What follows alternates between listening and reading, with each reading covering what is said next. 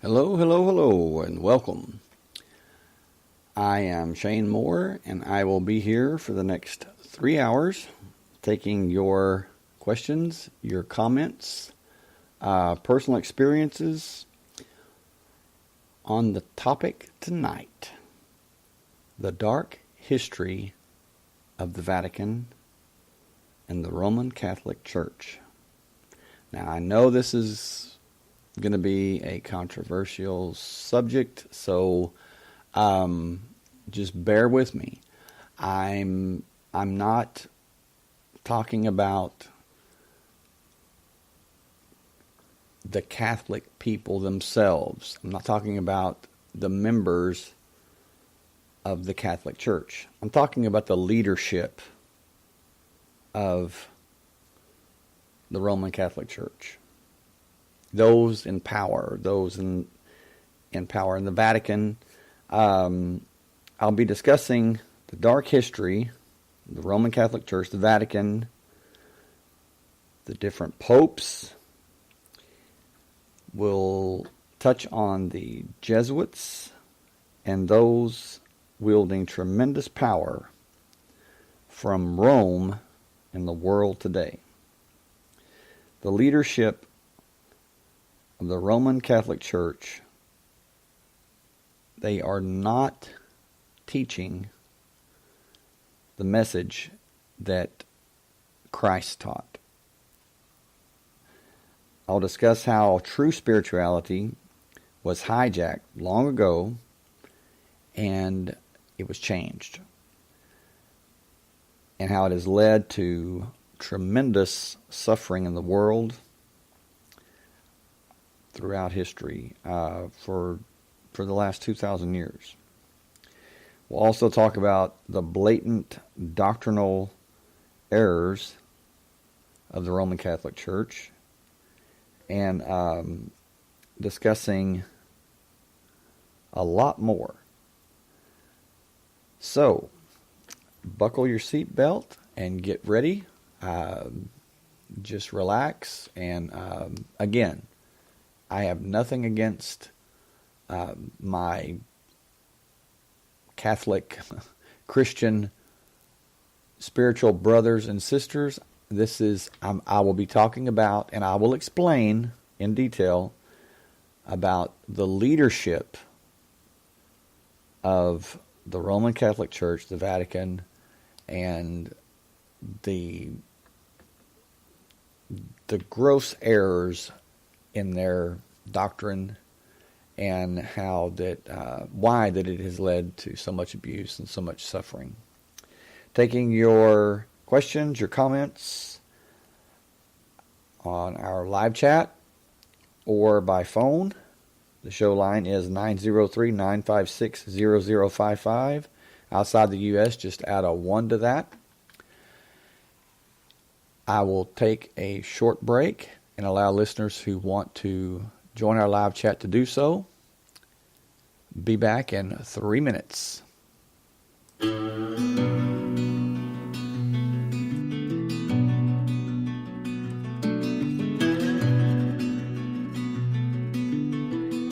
So many days is yet to come. So many times has come to pass. Too many moments put aside, getting out alive, getting out alive, writing letters in the sand, lost to ocean's gentle hand. Through the sunrise I will thrive, getting out alive, getting out alive. When you find that open door, you gotta let them love you more. Tender hearts will always fight the darkness of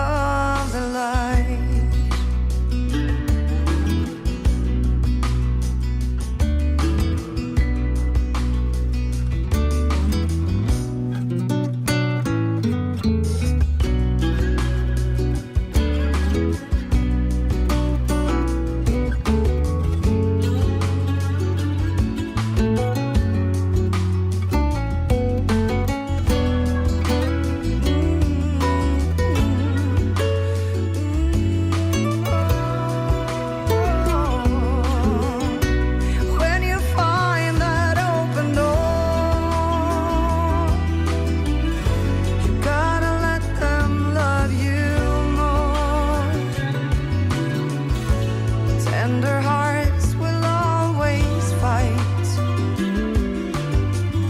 the darkness of the light, the darkness of the light, the darkness of the light, the darkness of the light.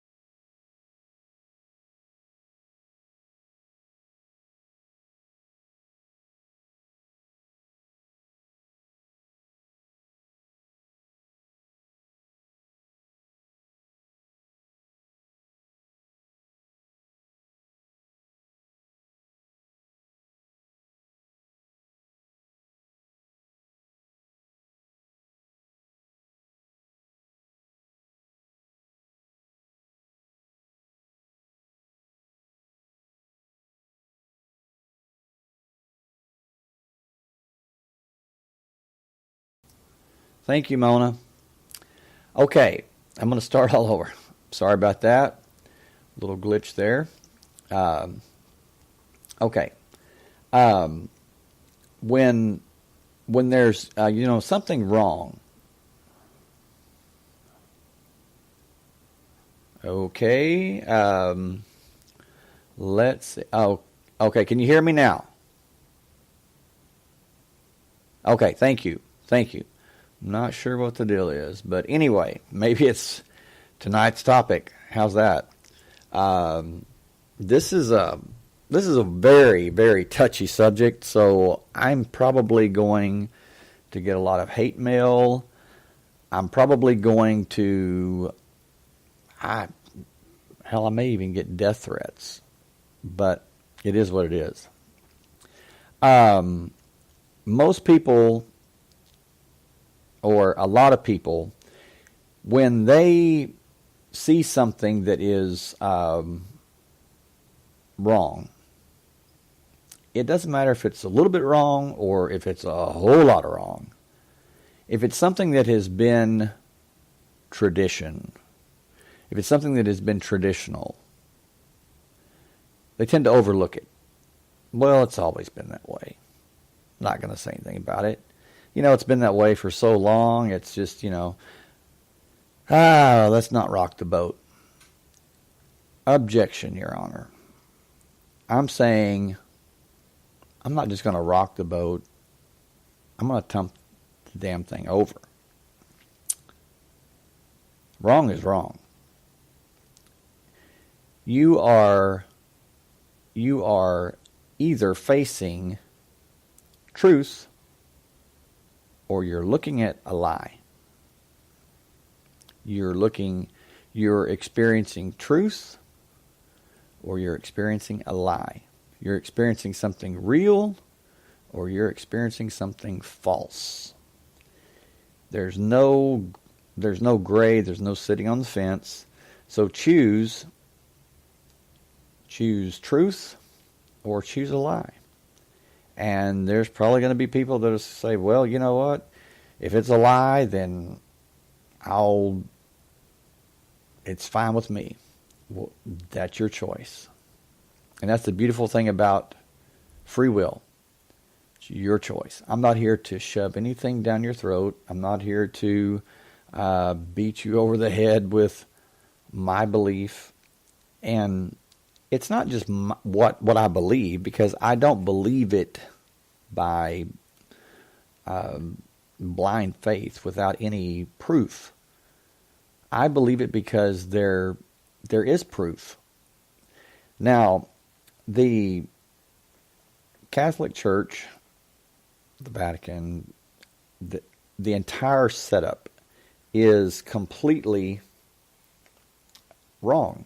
It is in error because they claim to follow the teachings of Christ. They claim to abide by and follow Scripture, the Bible. After all, they're the ones that chose what books were going to make up the Bible. They chose the books at the Council of Nicaea. So, but do they follow their own books that they chose? Do they follow their own doctrine that, well, it wouldn't be their own doctrine. It would be the books that they chose to be the canon of the Bible that we have today, the 66 books that make up the Bible that we have today. Why do they do just the opposite? Now think about that.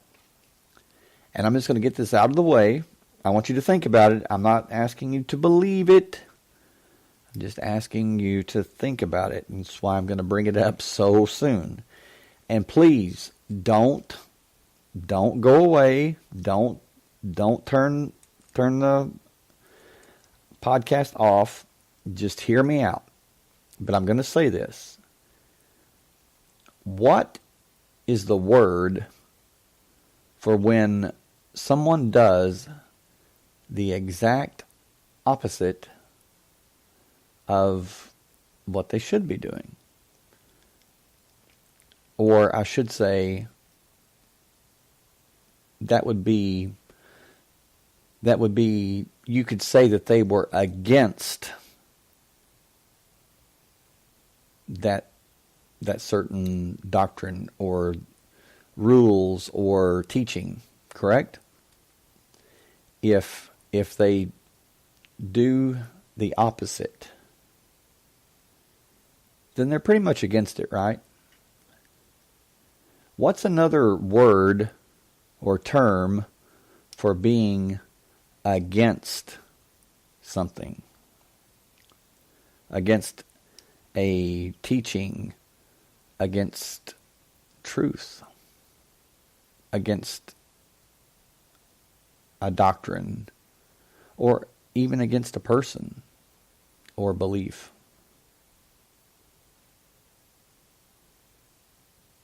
How about anti?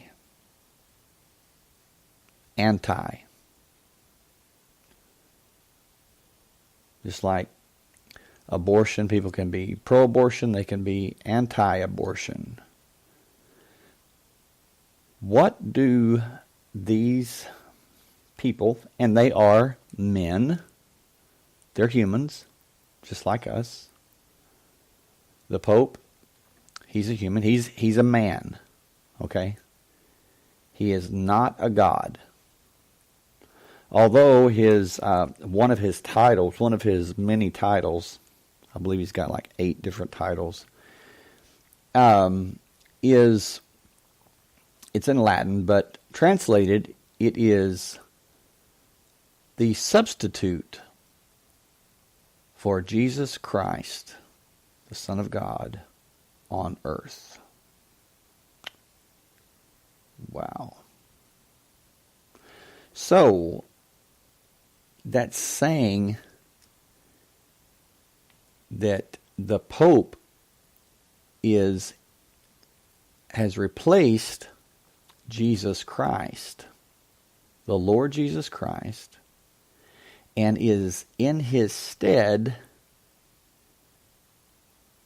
acting as Lord, acting as God. Jesus was God in the flesh, correct? Okay. When he speaks and teaches, the church teaches that he is infallible, that what he says is truth. He cannot make a mistake. He cannot lie. Okay. Well, that's wrong. That's wrong. Again, he's just a man. Now, the apostles,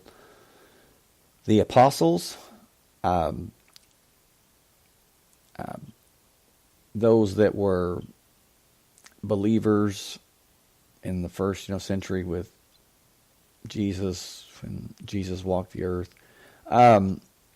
they refused to bow to anyone. Hey, Randy, glad you joined us. This is going to be intense. But they refused to bow to anyone. They didn't bow and they didn't bend, even if it meant their death, which it did many times.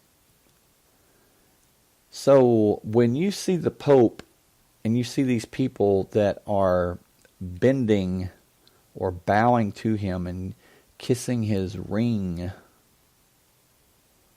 I have a problem with that. A big problem with that. Because again, he is not a God. Jesus said, I have come to serve. He says, I have come as a servant. I've come to serve. I've come to save that which was lost. Okay.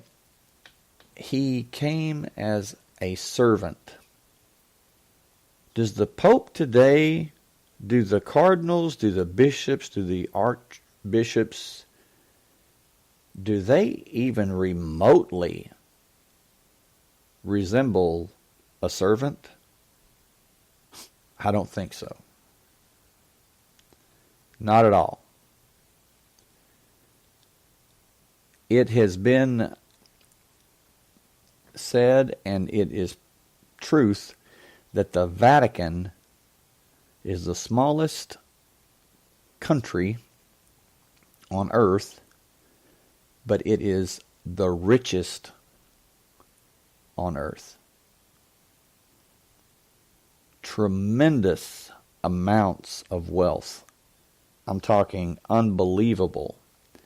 And it just grows. And many people don't realize that the Pope, yes, the Pope at the Vatican wields power over basically the entire globe. Even in the United States, the Pope has authority and he has power. He has political power, and of course he has spiritual power. Being that Catholicism is the largest, the largest Christian religion on the face of the earth, he wields unbelievable power, authority, spiritually, but also politically. Now think about that. The book of Revelation talks about the time, talks about the end times. And I'm not one of those that run around saying, "Oh, it's the end times." People have done that since the first century AD. Yeah, it's going to end, Apocalypse, it's the four horsemen, they're here. No, I'm not like that. I'm just speaking truth, the way I see it, the way I interpret it, and you can take it for what it's worth. I'm not saying that this is the end times.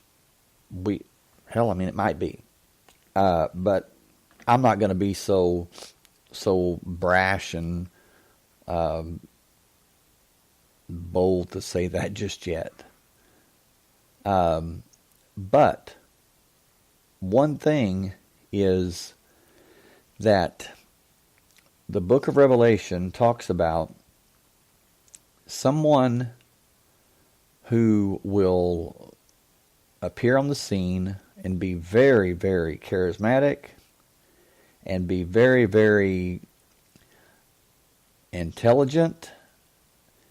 Daniel says he will understand dark sentences or dark sayings, which to me and to many others that do the research and study the languages, and what they're saying is he will understand magic, dark magic. He will understand, and when I say magic, I'm of course not talking about sleight of hand, and I'm not talking so much about magic that you think about, something whirling in the air and like Fantasia or something like that. I'm talking about a higher knowledge. It's not something that is a supernatural power. It's just a natural power that we have not yet attained. We haven't attained that level yet. But it is, nevertheless, it is a natural power that we see as being a superpower, being magic or witchcraft or black magic or whatever, And I don't see it that way. I see it as just normal, but to us it's paranormal because we can't understand it. We can't comprehend it yet, but I believe that the time will come that we can. And once again, I would like to say that it is a transfer or the manipulation, the projection of energy.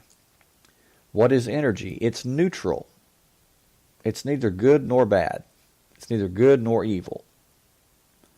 It's how one uses it. It's the intention. So the book of Daniel says that this man will rise up seemingly out of nowhere.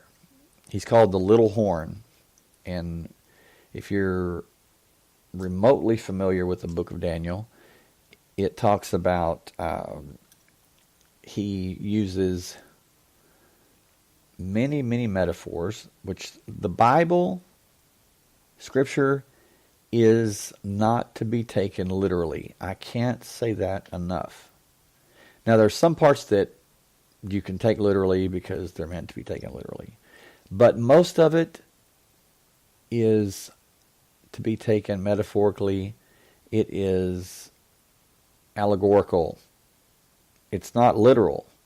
It's still truth, but it's not literal. So, with that being said,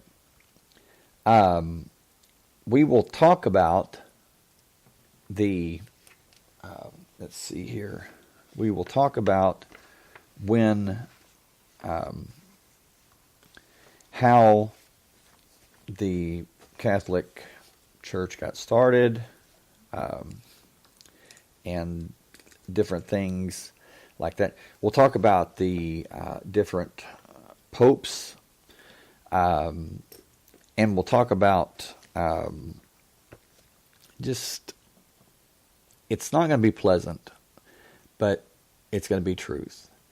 And I just want to say something too. I've been getting a lot of comments about me saying and things like that. I just want you to, I just want to say that I have a speech impediment that I'm working on very, very diligently. And so I'm fighting, I'm working through doing that because I don't realize that I'm even doing it. When I say or whatever, I don't realize that I'm doing that. So if you'll just bear with me and just pray for me, send me good vibes, whatever, I'll get through this. And I've already improved somewhat, and it's a slow process, but nevertheless, I'm not going to stop. So if I say too much and it really bothers you and gets on your nerves, you know, you can just turn the dial. I'm doing the best I can. And I've got a speech impediment. So there's many people, they can speak fine. They have no problem speaking. But would they speak publicly? No. They're afraid to. Well, I'm not afraid to. And it's always been a dream of mine to speak without worrying about stuttering or stammering or whatnot. But I'm doing it anyway. And so, anyway, I just wanted to say that, to let you know. And thank you for your constructive criticism. I appreciate it.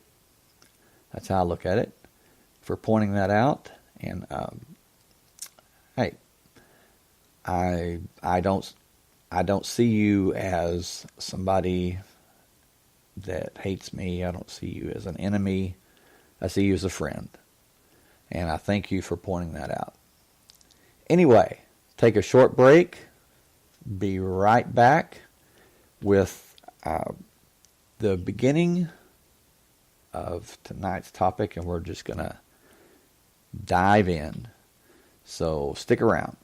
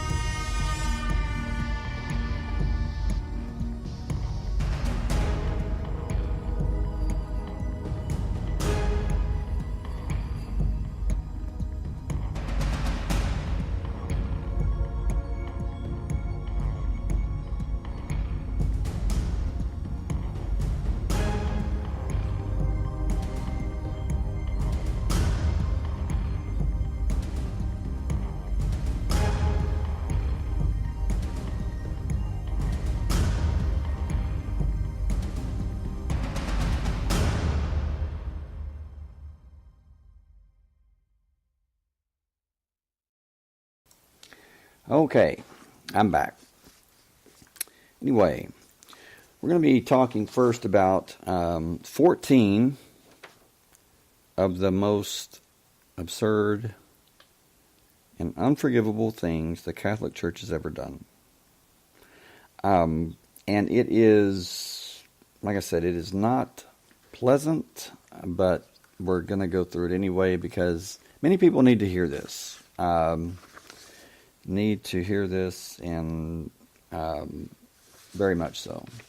So, anyway, me.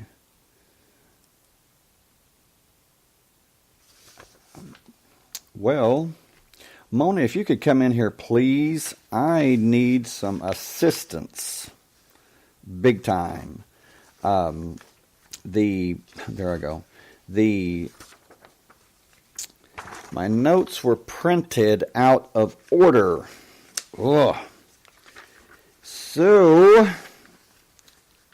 Mona, if you could, I need you to put them in order. I don't know how this happened, but maybe it's because of the subject matter. Maybe it's because the printer's possessed. I have no idea, but I cannot. I can't work with this. Oh. Yes, my lovely assistant, please come and help me. I need you. This is unbelievable. Oh.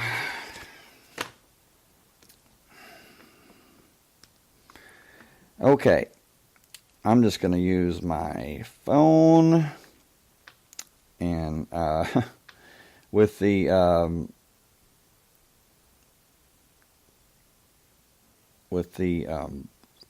printer printing out. Going to make notes, and well, that's not going to happen.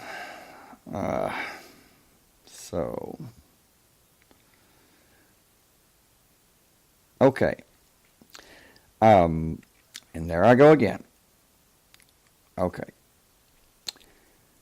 14 of the most absurd and unforgivable things the Catholic Church has ever done.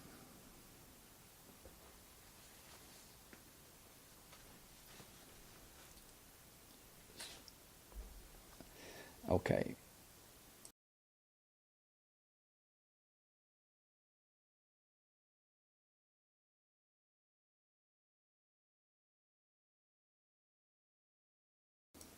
Okay.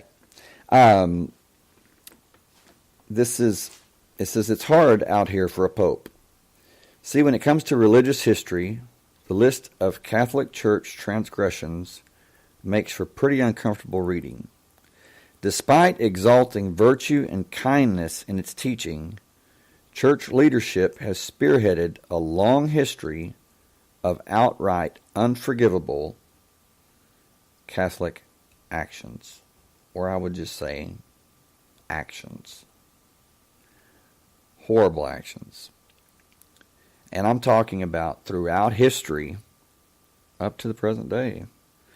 You might remember some of these improprieties from school: the Inquisition, Joan of Arc, the trial of Galileo, should all ring a bell. But not everything here is medieval. Though Vatican violence goes way back, and I'd like to interject here, violence is an understatement. It goes way beyond violence. I mean, this is a hatred. It's an inhuman hatred. It goes beyond just mere hatred. Though Vatican violence goes way back, there are a number of disturbing episodes from recent history. Some of this repugnant behavior comes from popes, some was church endorsed, and some, most unsettlingly, was just straight up regular church practice. And I'm going to talk about that too. is the doctrine, the error of doctrine in the Roman Catholic Church. And those of you that are saying, oh, he's just picking on the Roman Catholic Church. No, when we're through discussing the errors and the way that the abuses and murders and crimes against humanity, when we're through with the Roman Catholic Church, my next topic is going to be the Mormon Church and the Mormon leadership, not the parishioners, not the members, but the leadership. So, and then after that, move on to another denomination. You know, I mean, I'm not picking on anyone. I'm just speaking truth as I see it. So, dark church history contains scandal after scandal, rife with every vice and taboo you can imagine. When the church was at the height of its power, at which point it was the most powerful organization in the Western world, it is safe to say everything went to its head. Now think about that. Everything went to its head. Everything went to the church's head because it was so powerful. Can you say pride? What is pride? Well, that's the devil's sin, right? That's the cardinal sin, pride. Combine that with the fact that church leaders seem to stubbornly resist adapting to changing morality, and you've got a whole lot of unforgivable moments on our hands. And that's exactly what I'm talking about. The fact that church leaders, why are they so stubborn? Why do they have a problem with constructive criticism? Why do they have a problem being told they're wrong? Why is that? Pride. They see themselves as above everyone else, above the common folk. You know, they see themselves as being lifted up on a pedestal. They're on a different level, and they're looking down at everyone else. So they don't want to hear it because they're doing what they want to do, and they know deep down they're doing wrong. They know deep down that they're not doing that. They're doing the opposite of what Christ taught. But they love the power, they love the position, they love the money, and therefore they're choosing the temporary things of this world over the permanent spiritual things that last forever. So, okay, first and foremost, systematically covering up tens of thousands of cases involving sexual misconduct. Tens of thousands of cases involving sexual misconduct. Remember the time there was a systematic cover-up of abuse, molestation, and rape at the hands of priests that went all the way to the top of the church. A conservative estimate says that there were 17,200 victims in the United States alone. And this type of mistreatment happened worldwide. When complaints came in, priests and other offenders were transferred rather than punished. Now, that really, I can't begin to tell you how much that bothers me. It's like when you have someone who is in authority, especially spiritual authority, and they do something as heinous as what they did, and then their superior, or the one that they answer to, or the ones they answer to, should reprimand them, should make sure that they're punished, should make sure that they understand what they did was wrong, which I know, that's kind of a given, but I mean, hell, something's not right, But instead, they don't. They cover for them. They transfer them. Yeah, well, transfer them to prison, I say. Or transfer them to a shallow grave. I mean, I'm just saying, do something. Don't cover for them. Because what happened in this is they transferred them. What happened? Hell, they just new victims. They just moved their hunting ground. And I can't help but believe that those in charge of their transfer or covering for them knew damn well what they were going to do. I mean, let's face it. Pedophiles are predatory. Hell, they're always on the hunt. So it's not like that you're going to transfer this priest. Right, Randy, yes. Let's move them, and then they lie to themselves.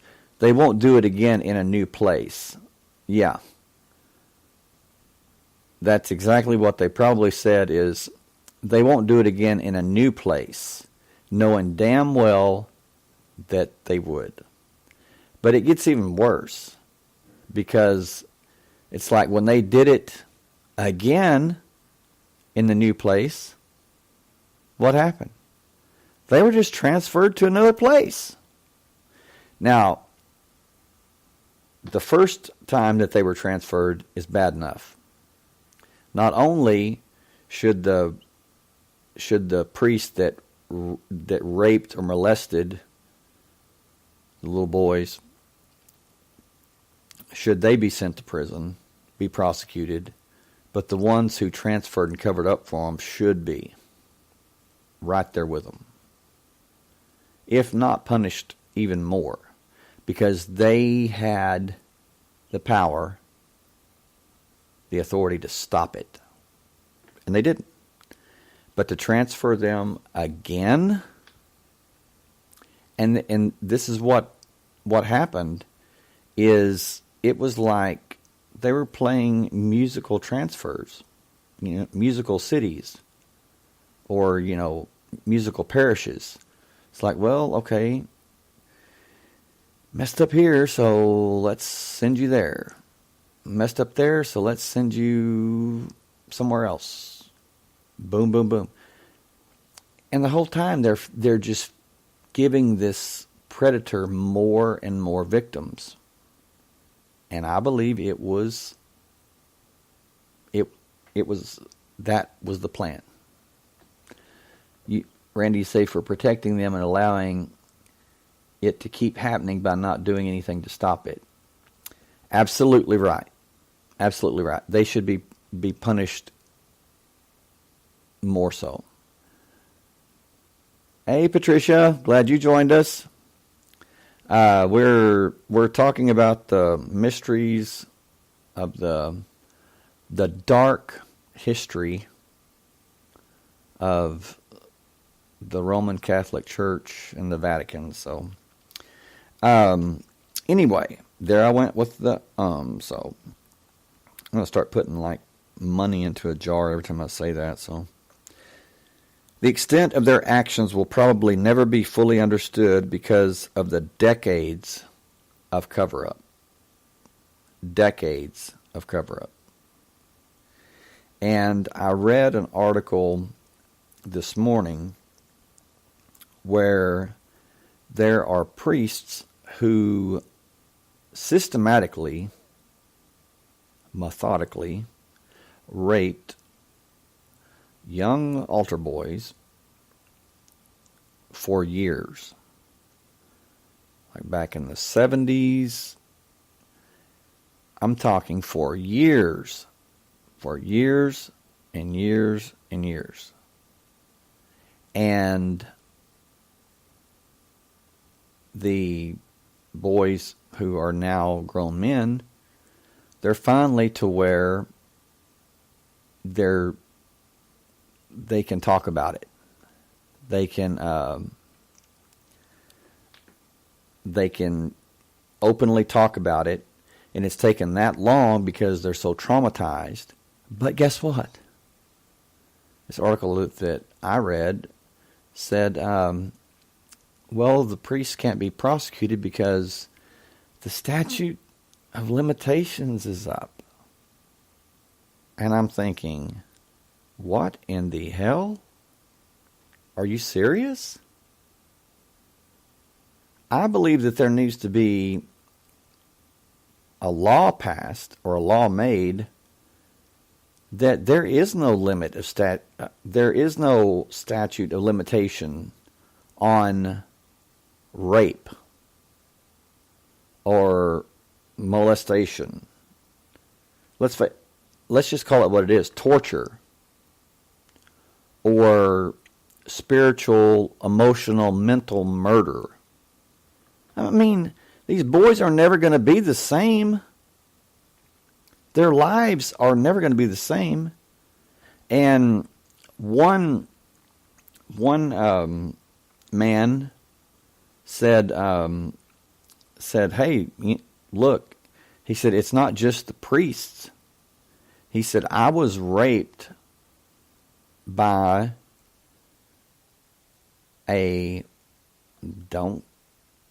I'm just telling it like it is. This guy said, I was raped by a Baptist preacher. And he said he told me the reason he was doing it was because I was a girly boy. And it was wrong. And he said, why did he do that? He said he could have corrected me in a different way. And I'm thinking, this poor guy still doesn't get it.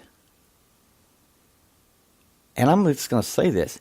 It doesn't matter if you're a girly boy or if you're freaking Barney the dinosaur boy or whatever. No one has the right to rape you. Hell no. And that so-called Baptist preacher, minister, or whatever, I mean, I don't care if he's Baptist, Methodist, Catholic, Satanist. I mean, I don't care what he is. He's a piece of trash. And the garbage needs to be taken out. So, yeah. And see, that's just how it goes. That's just how it works. Is this young boy, when he was a young boy, was made to feel like that he deserved that because this man in authority saw him as a girly boy. It's sickening. Tell you what, give me a bat, give me a baseball bat, and I will cure that problem. I'll do it in love. I'll do it in love. And you know what? I'm convinced the Lord will bless me for it. Like crack. Be like, Shane, I couldn't have swung that bat better myself. You know, of course, I kind of have an imagination. It kind of runs away from me sometime. But what I'm doing is kind of lightening the mood because it's so damn gloomy. This is, like I said, it's unpleasant. But would I? Damn right I would. I'd crack his skull wide open. Man, I don't know about you, but my blood's kind of boiling a little bit. So that's right, Randy. Give you some random items in a locked room. That's right. That's right. Anyway, but the church isn't denying it anymore. So the church isn't denying it anymore, which means that they denied it for some time. For how long? Years and years. They denied it. The Archdiocese of Milwaukee acknowledged the severity of the issue and agreed to pay $21 million settlement to 300 victims. Now that's just the Archdiocese in Milwaukee. But these types of settlements are few and far between. Luckily, Pope Francis has set up a tribunal to hold the bishops who facilitated the cover-up to account. Ooh, yeah. Can you say putting on the Ritz, putting on a show? Yeah. I believe that that's the case. Patricia, you say, I suppose anyone would know this, but did any of the perpetrators have any criminal background? Well, I don't really know. But one thing that I can pretty much assure you of, and this gets into the demonic. Okay? I'm not saying that these men, these priests that did these things, are by any means innocent. But, as you all know, those of you that are listening that aren't taking part in the chat may not know, and those of you that are listening to the rebroadcast may not know, but I've been a deliverance minister for 26 years, and there are three ways. There's three main ways that demons, yes, demons, are transferred, and the number one way is by sexual intercourse. Yes, sexual intercourse. When you have sexual intercourse with someone, you become one with that person. And if they have a demon or they have demons, then you have just opened yourself up to their demons, to the demons afflicting them or possibly possessing them.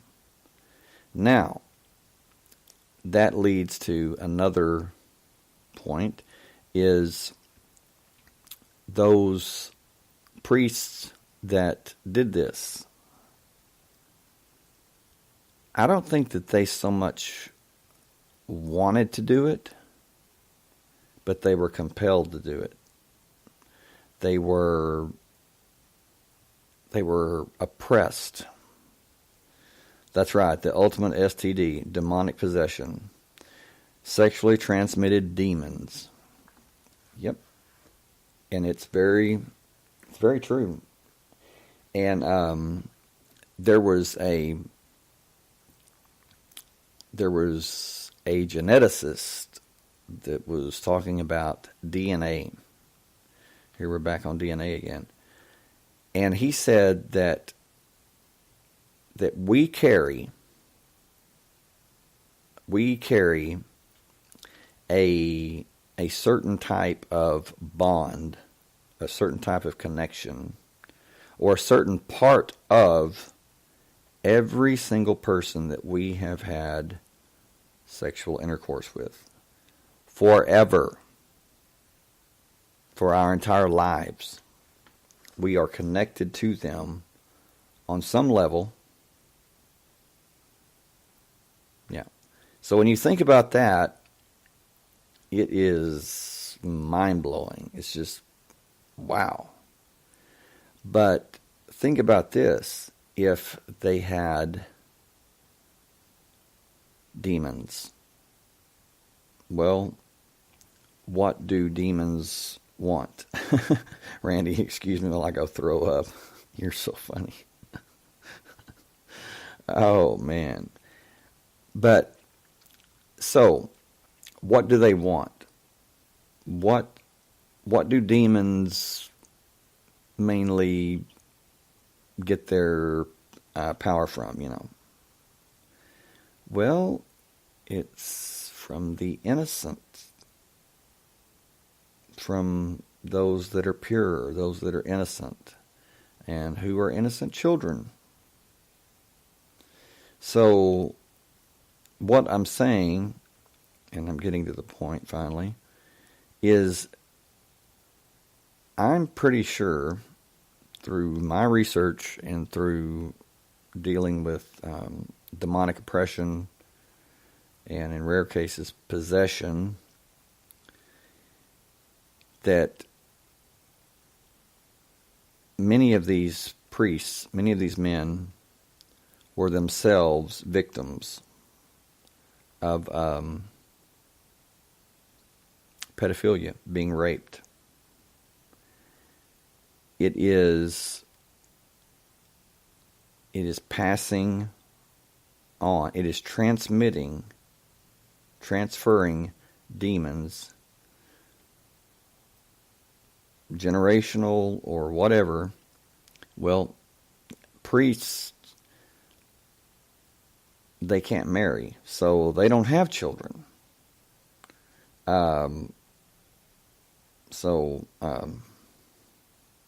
And that's just, if they did, then they would be doing it to their own children. But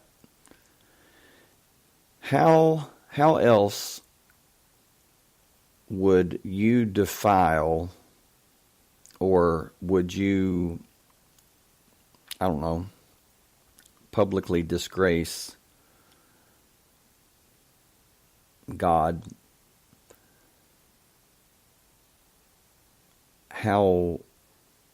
What would be your plan to better disgrace God than to have someone in the church doing this? And Randy, you say, but I'm sorry, I can see maybe some of it being demons, but could that really be the issue with all of the really, I'll use the word, icky people in the world? No. Well, no. No. No, there's just some that are just sick. I mean, they're just drawn to children, and I have no idea. Well, I do. Most of them are very tremendously insecure, and they have to have someone that they have power over. It's just like, talk about serial killers and things like that, they're never going to go up to anybody that's going to fight back, that's going to possibly be a threat to them. They're going to go to somebody that's weak, somebody that's gullible, someone that they can manipulate. They're never going to go to a strong person and take their chances. You say, or are there some people that are really just that disconnected from something? I honestly don't understand it, but maybe it's a power trip. Exactly. I believe that those that aren't being demonically compelled or oppressed to do such things, that it's a power trip.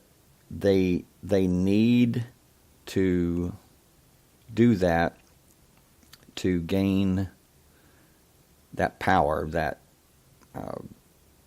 feeling like they're strong, and it doesn't last, which is why that there's so many victims. It doesn't last, so they have to find another victim. It's much like a serial killer. They kill someone, they feel very strong, but it doesn't last. So they have to go and find another person, another victim. It's really sick. But I think, in my opinion, I think that a lot of it, more than we would want to believe, but nevertheless, I believe it's the truth. I believe that a lot of it is demonically,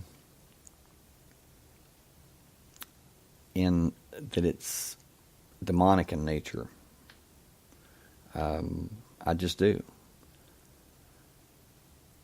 It is so, I don't know, it's so taboo. It is so, and also they have to know what they're facing when they commit these crimes, when they commit these rapes, when they commit these molestations, and they do the things they do. I mean, they have to know that there's a chance that they're going to spend life in prison.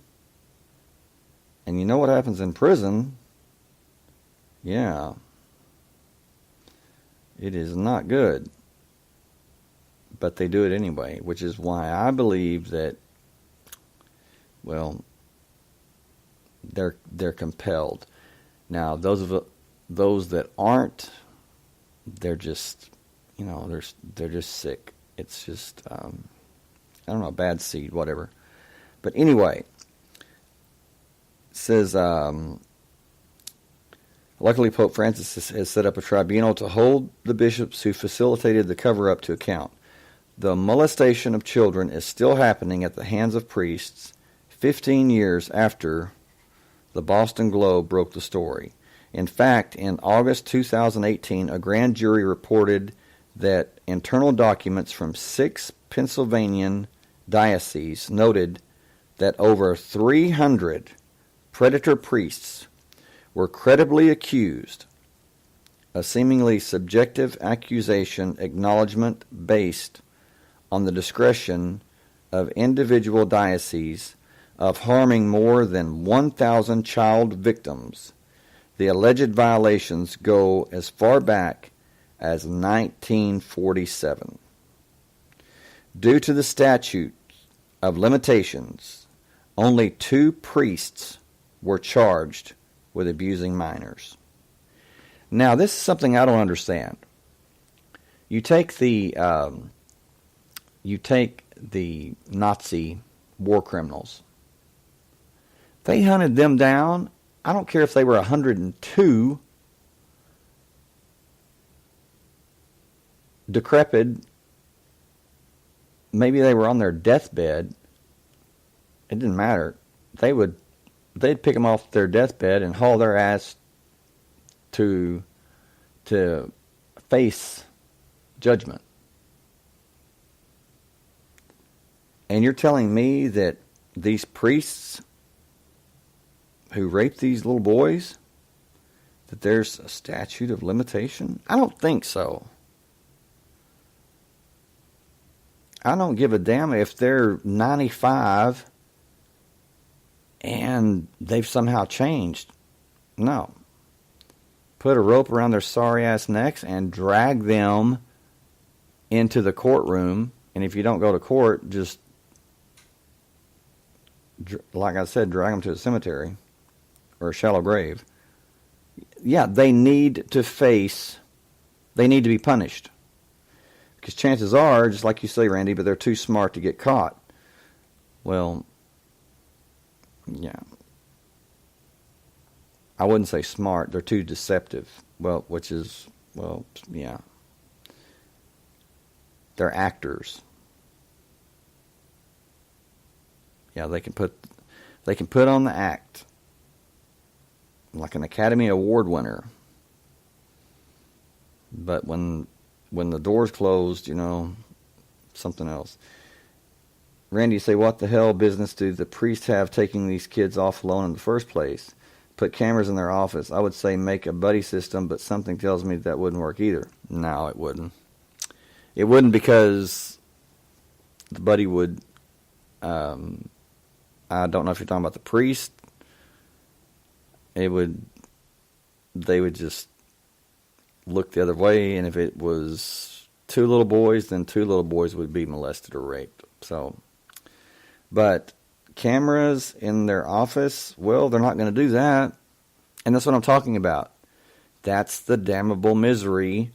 That's the error of the Roman Catholic Church. They're not going to put cameras up. They could have put cameras up 10, 15 years ago, but they're not going to do it. Why? Because they know if they put hidden cameras up that they're going to catch many more. And they don't want that.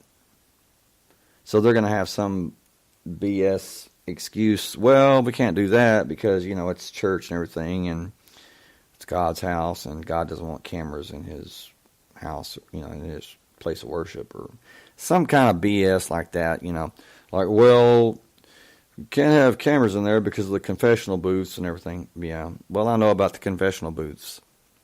Yeah, I know how that works. Yes. I know why that was, set up that way. The reason is, I'm kind of getting off topic here, but the reason is, hey, Nazarene, glad you joined us. This is a very, very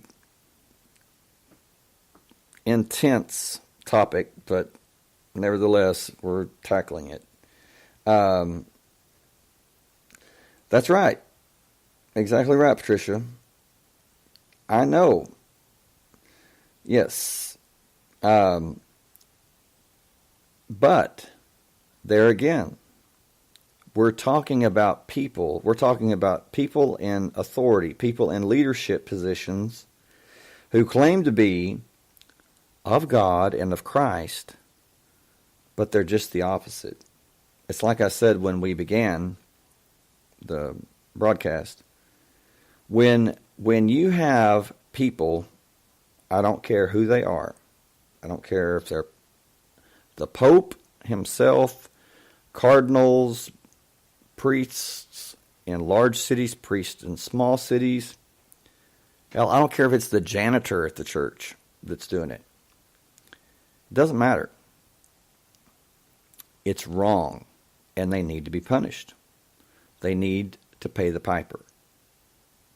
Yeah, step up, take your medicine, whether it be life in prison or, having your brains blown out. You do the crime, you pay the time. That's just it. Yeah, exactly. No more locked doors. But that's just it. They didn't necessarily lock the doors every time. I mean, it was And some of the victims, some of the boys, it's kind of like the Stockholm syndrome. They didn't say anything after a while because they grew to admire and, I don't know, love the priest, love their abuser. Because, let's face it, hell, they know what they're doing as far as making them feel special and feel, important and wanted, and everybody wants to feel loved, which is what is so evil about it, is they're using that to commit the horrific, the heinous sins, crimes, whatever that they're doing. They're using love. They're using, well, not love, but they're using the absence of love, the wanting to be loved. Randy say, do what an angry mom would do and take all the doors off the hinges then. I know I'm talking crazy, but it's just ridiculous. Well, that's not crazy to me. Well, if I had to take all the doors off the hinges, then the said person would be gone. If I had to worry about that to that extent, nah, they would be gone. But that didn't happen, and that doesn't happen in the Roman Catholic Church, does it? No. They're not going to do that. But, yes, over 300 predator priests were credibly accused of harming more than 1,000 child victims.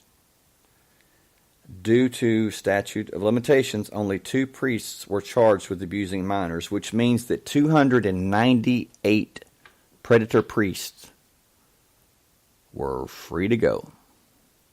Nazarene, you say yes, they should be relieved of their duty and sent to jail or a psychiatric rehabilitation center. Well, I say jail because I don't believe that a pedophile can ever be rehabilitated. I think that they can play the part. I think that they can put on the act that they're rehabilitated. But it's just like someone that has a very, very low amount of willpower, and they get addicted to drugs bad, and they go to rehab. The entire time that they're in rehab, they're thinking about when they get out, the first thing they're going to do is they're going to take a hit, or they're going to do a rail. They're going to get their drugs, which is why that they, some do so good. It's just the promise of getting out to where they can do that. And with the pedophiles, it's much the same way, if not worse. They are addicted to everything that has to do with it. I mean, they're predators, so it's the thrill of the chase. And as in so many different things, that's just it. It's the thrill of the chase. When a predator catches its prey, what happens? Well, it's kind of the end, right? There's no, the thrill is gone. And they're kind of, I don't know, they're kind of depressed or maybe even more hungry. So what happens? They have to go hunting again. They have to seek more prey for the thrill. And that applies to so many things. It applies to the husband or wife that cheat. It's the thrill of the chase, literally. But anyway, so 298 predator priests walked. Hey, Georgia, glad you joined us. We're talking about we're still on the first topic of the errors, the sins, crimes of the Roman Catholic Church, talking about the pedophile priests. And I know that in your country that you've got a trial going on there about the same thing. And if you want to speak on that or want to type it in the chat, feel free to. But before you got here just now, there were in a 2018, a grand jury reported that internal documents from 6 Pennsylvania dioceses noted that over 300 predator priests were credibly accused of harming more than 1,000 child victims. The alleged violations go as far back as 1947. Due to a statute of limitations, only 2 priests were charged with abusing minors. So that means 298 priests were never punished. Nothing. But the children, which had to be at least,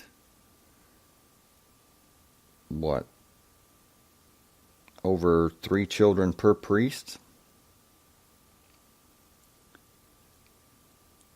Yeah, every one of those children, every one of those 1,000 children, they paid the price. And they were innocent. It's so wrong. It's so wrong, and it's opposite of what it should be. So, we were talking to Georgia that it has been documented that when their superiors, when the priests, superiors found out what had happened, they did not reprimand them. They did not punish them. They transferred them to a new place. Just transferred them. So, they're transferring them to a new place. That's new hunting ground. And they all should be punished. So that is not anything what Christ taught. That's just the opposite. That is hurting.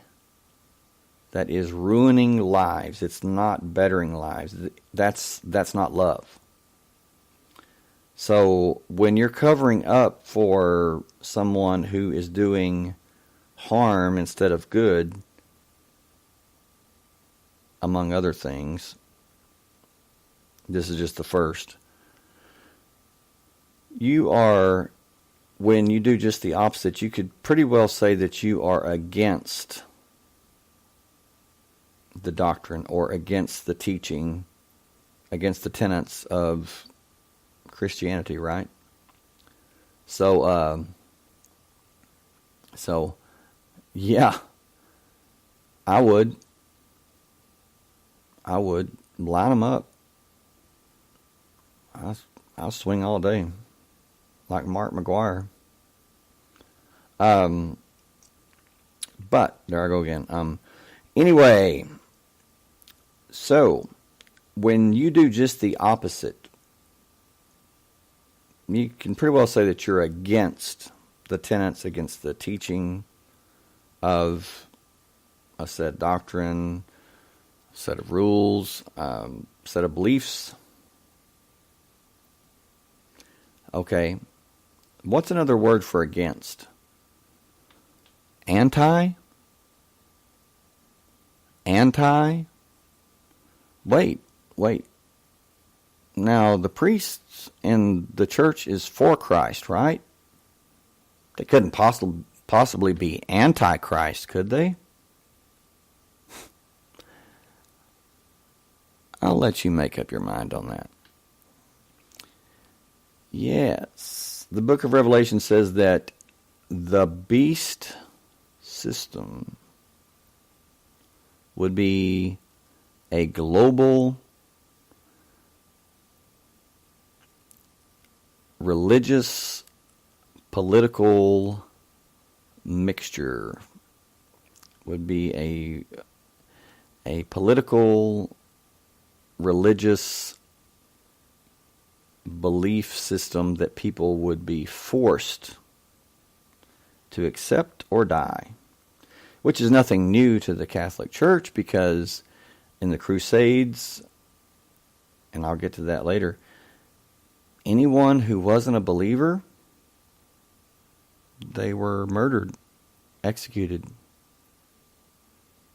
And not only that, but if there was anyone who believed differently or had their own belief system, they were hunted down like animals and slaughtered, well, burned at the stake, men, women, and children. And this is all in the name of God, all in the name of Christ. No. And how that could happen is because people chose not to question authority. I say question every form of authority. I don't care who it bothers. I don't care who it pisses off. I mean, question every authority. Don't just do something blindly because someone supposedly has power to, or they're on a different level. No. They're human just like you are. They can make mistakes. Although the Catholic Church says that when the Pope speaks that he's infallible. Really? I'm not buying it. Anyway, the International Union of Superiors General has used the uprising of the Me Too movement to denounce the culture of silence and secrecy, with the support of Pope Francis. What a joke. I'm sorry, but I'm not sorry. Yeah, really. I'm sorry, but I'm not sorry. You know what, Pope Francis, nobody needs your support. I mean, really? And truthfully, if you want to get right down to it, to the truth, yeah. Research his track record. Yeah. Research his track record in South America. I don't know if it's all true. I have no idea, but it's pretty consistent. And let me tell you, if it is true, then he's a sadist, and he's a psychopath. Plain and simple. I mean, just if you can stomach it, because it's unbelievably bad. Yeah, Pope Francis, but you can't. You have to type what his name was before he was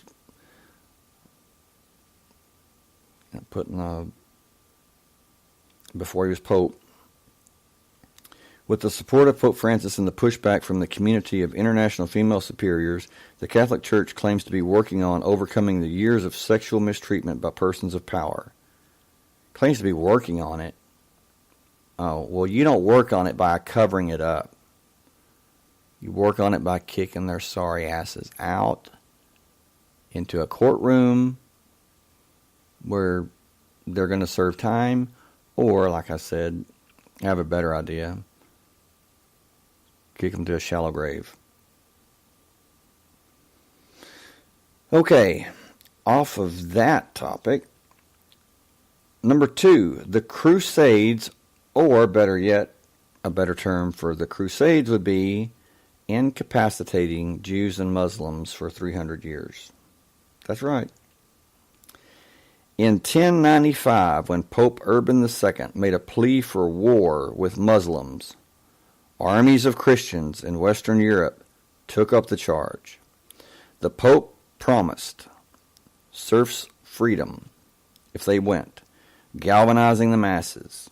In the First Crusade, an army of peasants led by Peter the Hermit was massacred by the Turks. When an army of knights went after them and captured Jerusalem, it was said they massacred Muslims until the streets ran with blood. That's true.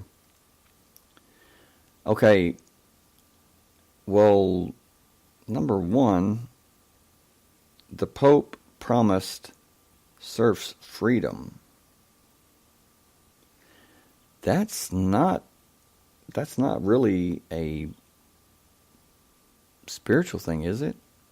That's more of a state thing, right? But see, at that time, their church and state were together. They were one. And that's what the New World Order, the beast system, whatever you want to call it, that's what it's going to be. It's going to be the religious and the political are going to be one. The two are going to be one. And it's going to be worldwide, global. So, another thing that the popes told the Crusaders or told the people, that if they fought in the Crusades, that no matter what they did, if they died in battle, they would go to heaven. And man, people lined up and signed up like, hell yeah.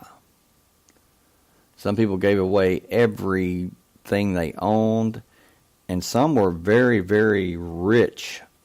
And when I say rich, I'm talking they were in today's,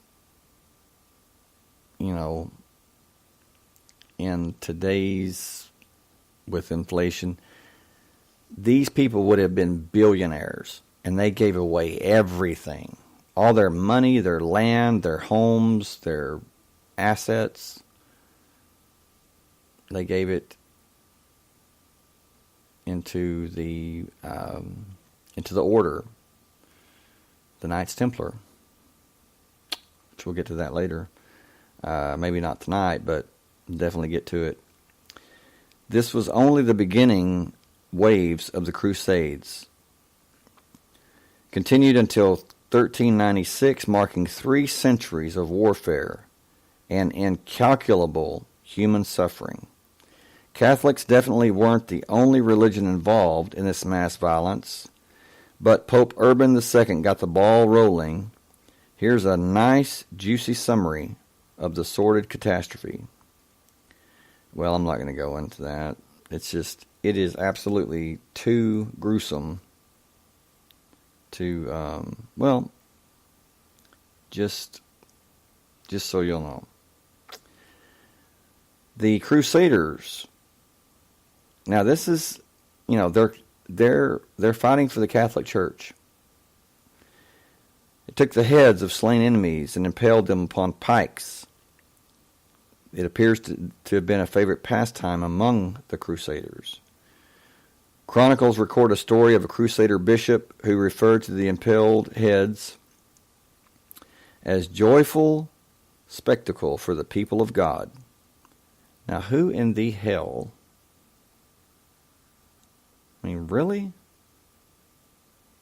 I don't care who the person is. I don't care if you are in war with them. They're a human being. And yes, in war sometimes you have to kill. But you don't parade around about it. I mean, somebody died. A life has been taken.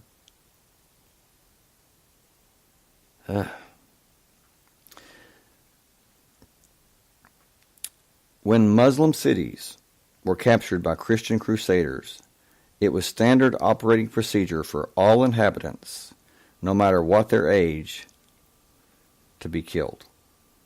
It is not an exaggeration to say that the streets ran red with blood as Christians reveled in church-sanctioned horrors.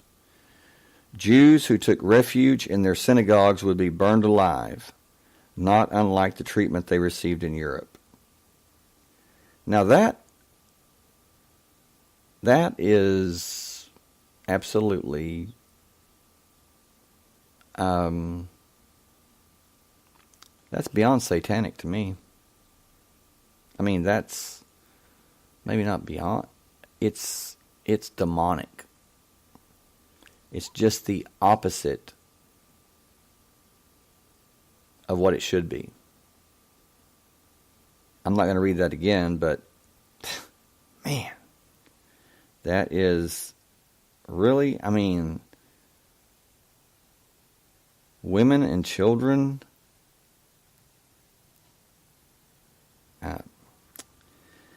Okay, number 3. Pretty much everything done by Pope Boniface the Eighth. When you're such an evil pope, Dante reserves you a spot in the 8th circle of hell. You definitely get a place on this list. And are probably laughing in heaven right now at the filthy lips who designed to write this. I don't think I think this sentence breaks off or something. Anyway, it's amazing to think people of this nature were endorsed by the Catholic Church, let alone elected to lead the organization. Now listen to this.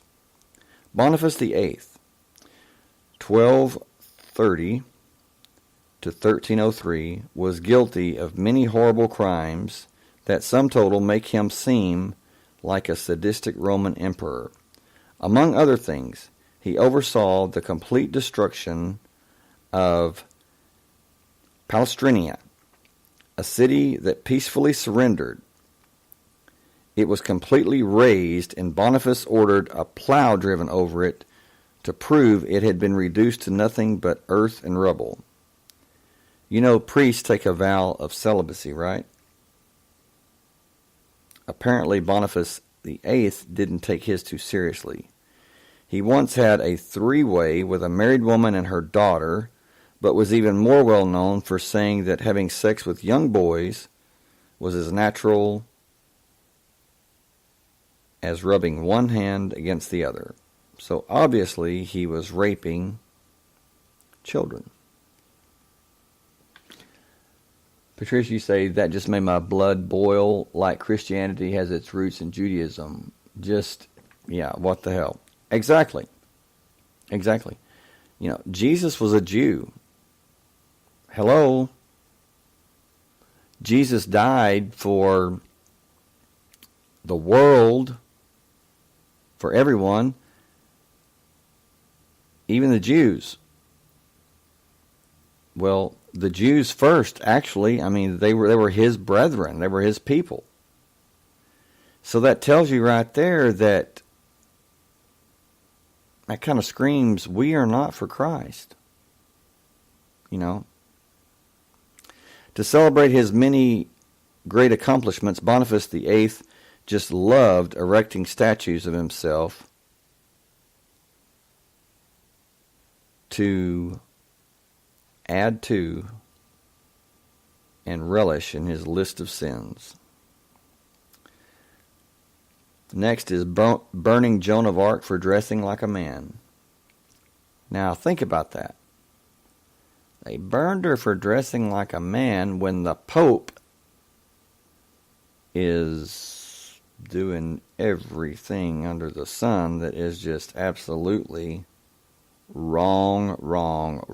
And you're going to burn a 17-year-old girl for dressing like a man?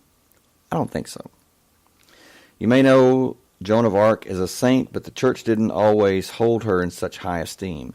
In fact, at one time she was pretty much the Catholic Church's public enemy number one. In 1429, 17-year-old Joan of Arc, believing God had spoken to her, instigated an uprising to get the English out of France, but some high-powered Catholics who sympathized with the English weren't pleased. French King Charles VII wisely accepted Joan's help in his fight against the English, and together they won some major battles. When Joan was captured, Charles VII, unsure of whether he trusted her as an emissary of God, handed her over to the church, which did what Catholics do best, put her on trial for heresy with no evidence. Now Charles VII, what a traitor. Yeah, absolutely. Tricia, lovely, we got a narc on our hands too. To make things one step more ridiculous, Joan of Arc was denied counsel, which was against church rules. Well, let's face it. They're the church. They can break their own rules. They break every other rule, so... Despite this, she is famed for remaining cool, calm, and dripping with integrity throughout the trial. Because there was no evidence of heresy, Joan was found guilty on one of the 70-plus other charges brought against her, wearing men's clothes, for which she was burned at the stake in 1431 in front of a crowd of thousands. The church was determined to get her, and did. Yeah, jealous much? That's right.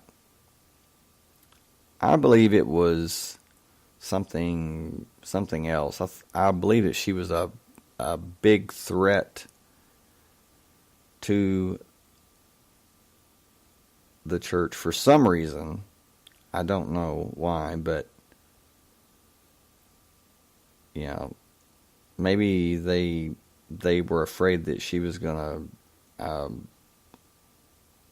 I don't know, gain, followers, and she probably would have, but it's crazy. In 1456, Charles VII ordered an investigation into Joan's trial. You know what? It's a little late, traitor.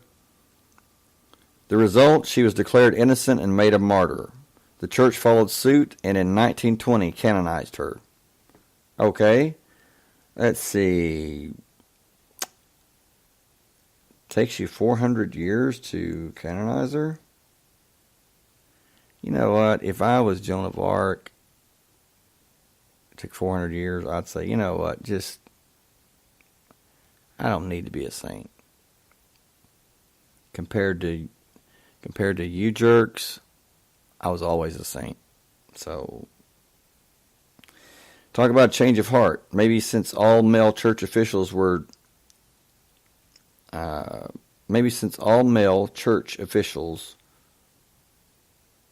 wore dresses they pretend are robes, they decided it was okay for Joan to dress like a man.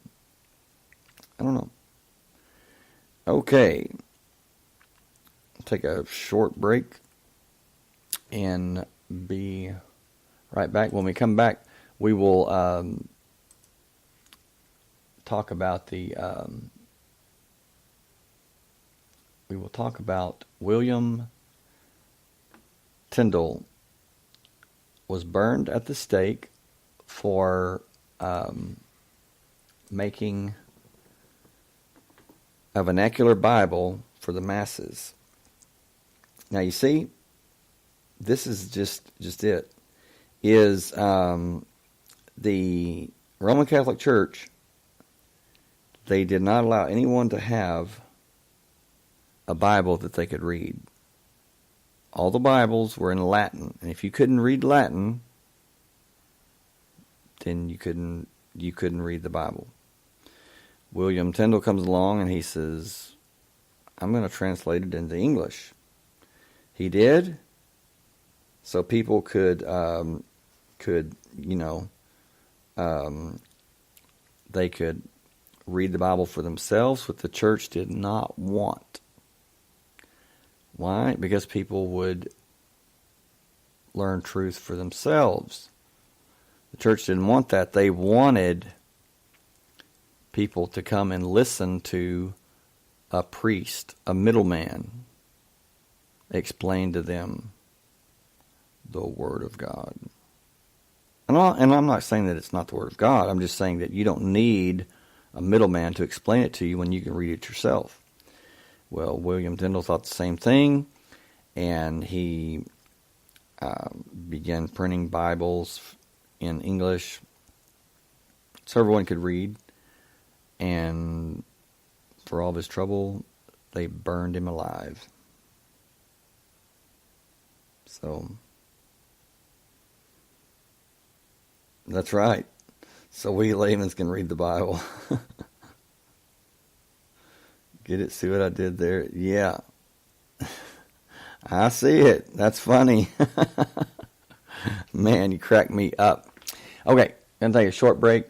Be back in 3 minutes.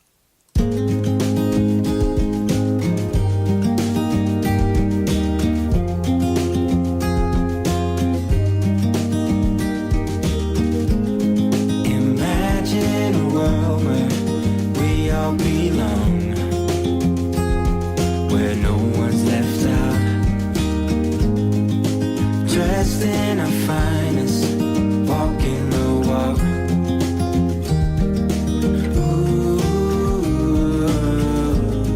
Imagine what we could do. Happy days be our guest. Happy days manifest. Let's stand together. Put a smile on our faces. Fill us up with your grace and make us better. Dress us for all weather.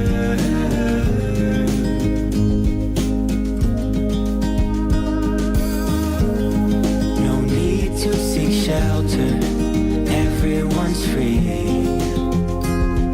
and the best they can be. Tall grass sing songs and trees play a symphony. Ooh, imagine what we could do. Happy days be our guest. Happy days manifest. Together, put a smile on our faces, fill us up with your grace and make us better. Dress us for all weather. Abbeys, I wonder who we'd be. At ease in the great mystery. Happy days be our guest. Happy days manifest. Let's stand together. Put a smile on our faces. Fill us up with your grace and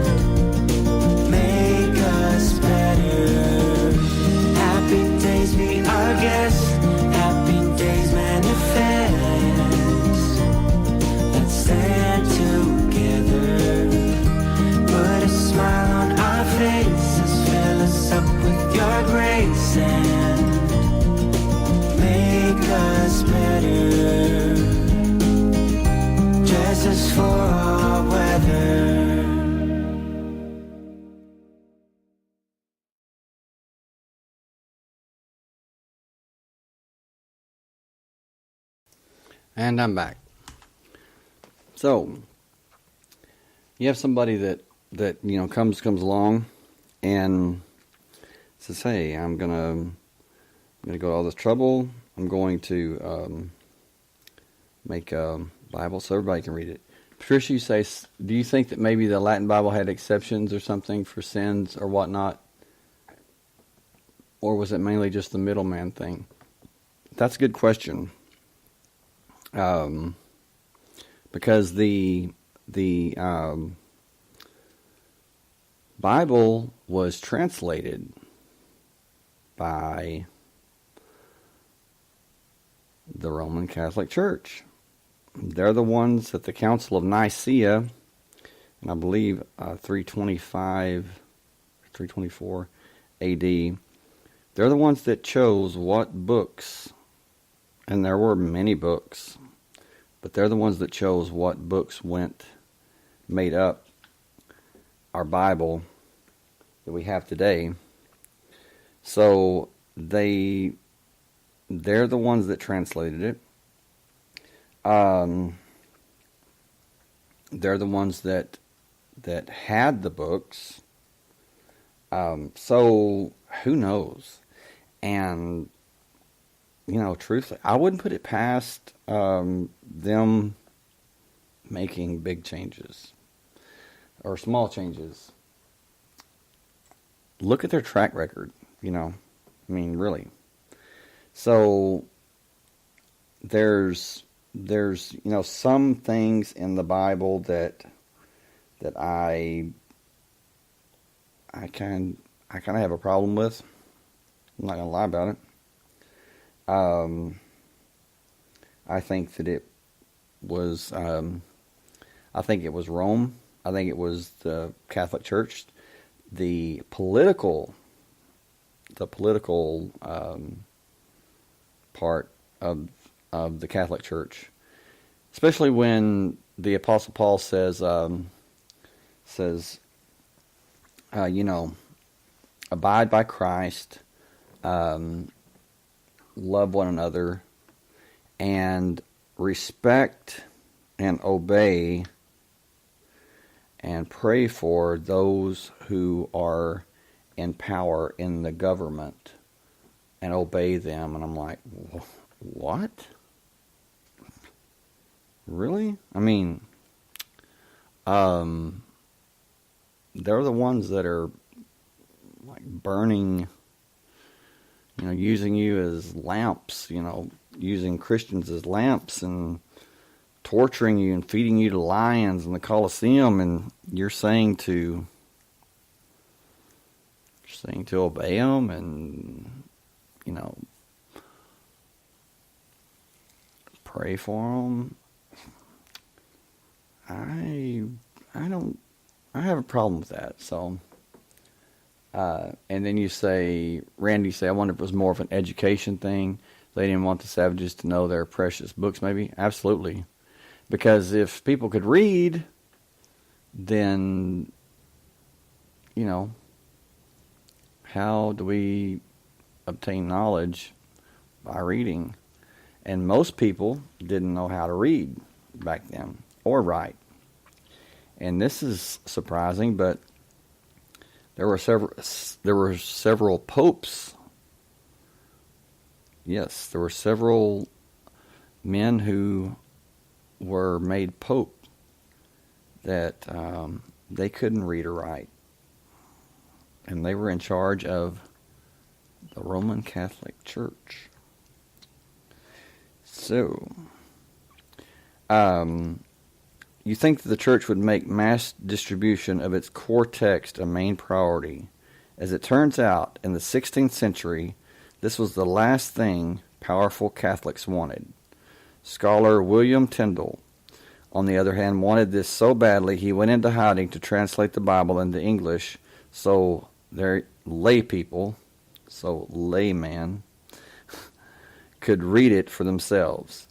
The church was not happy about this, and when copies were smuggled around Europe, Catholic authorities demanded they be burned. And what of Tyndale?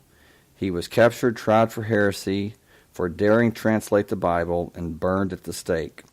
When church authorities decided printing Bibles in English was okay, they borrowed the whole lot from Tyndale's translation and never apologized.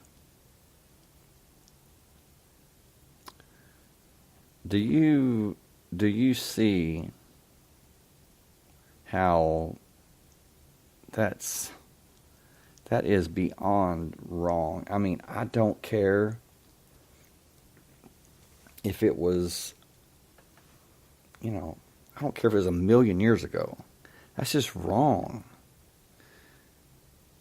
When church authorities decided printing Bibles in English was okay, they borrowed a whole lot from Tyndale's translation and never apologized. Anyway. Next, slaying countless women as witches because Pope Innocent VII was paranoid. The Catholic Church wasn't the only group involved in witch hunts, but it kicked off with the book The Hammer of Witches, a doozy of a book written in 1487 after Pope Innocent VII declared by papal bull witches were real and a threat due to their involvement with Satan. He wanted it investigated stat.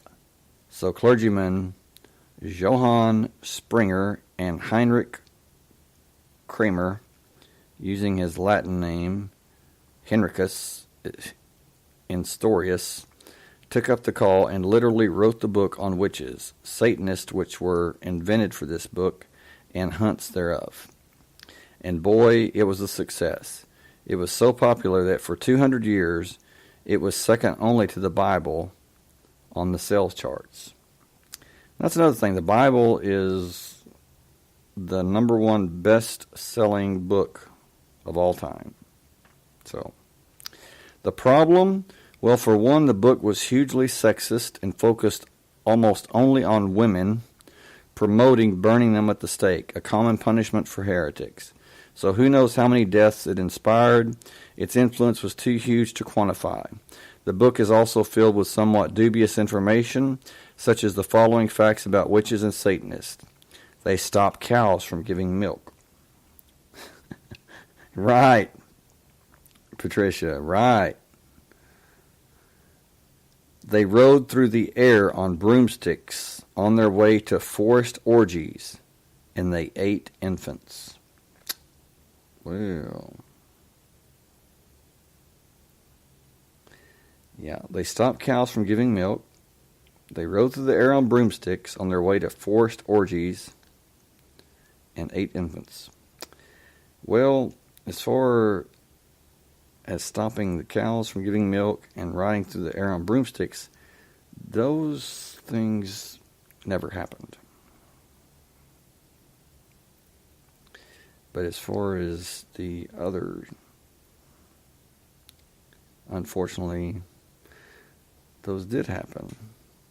Unfortunately, it's just, it's, say I don't think Cronus was a witch.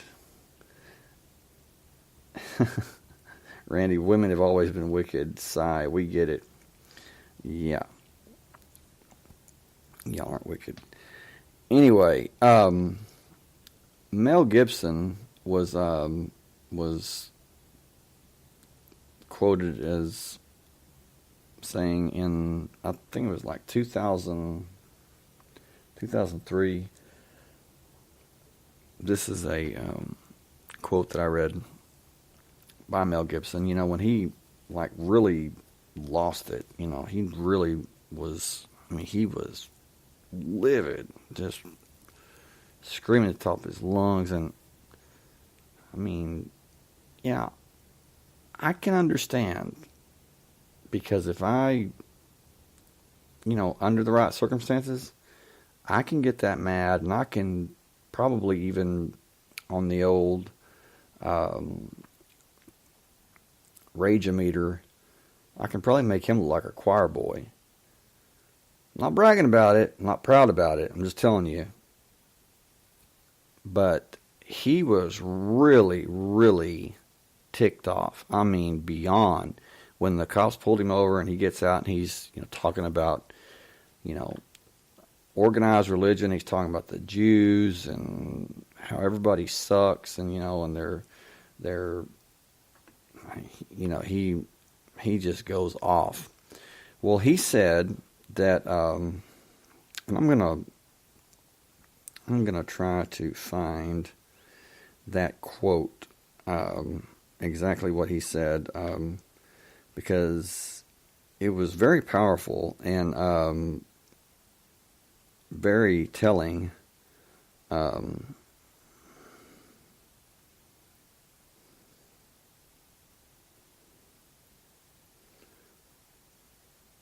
It's just horrible, really.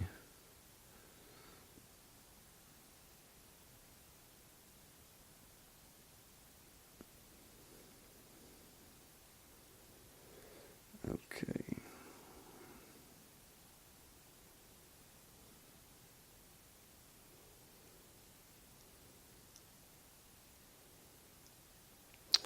All right.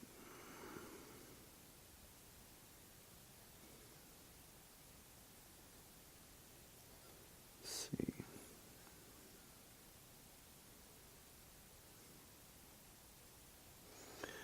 All right.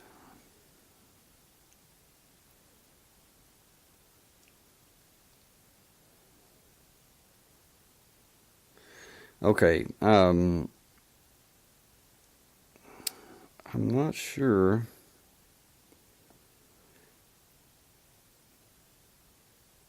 Okay.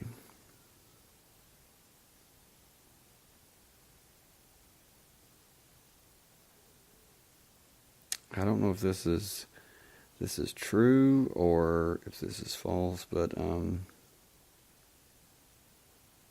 just going to read it anyway. This,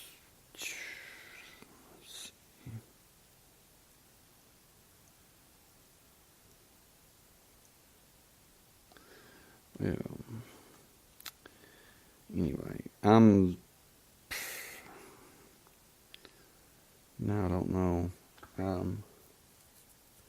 I don't know if this is, if he really said this, or wouldn't surprise me if he did.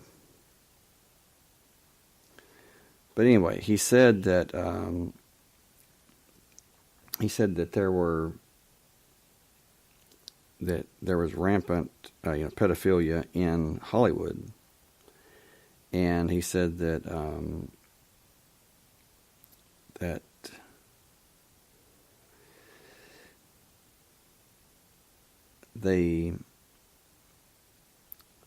that Hollywood studios are drenched in the blood of innocent children. And then he goes on to talk about the adrenaline. That's it's really sickening, but he's not the only one that talks about that. Elijah Wood talked about the same thing. Said there's Mel Gibson says it's an open secret in Hollywood.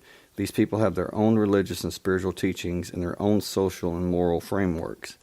They have their sacred text. They are sick, believe me, and they couldn't be more at odds with what America stands for or should stand for. Mel Gibson appeared on the Graham Norton show on the BBC on Friday, and this was written 1 year ago. And he schooled shocked guests about the real nature of Hollywood elites in the green room backstage after his appearance, explaining that he spent the last 10 years working on his own ideas outside of the Hollywood system after being blacklisted by Hollywood in 2006 for sharing opinions about the industry and the world that run counter to liberal orthodoxy. Gibson said, "I don't know how to break it to you gently.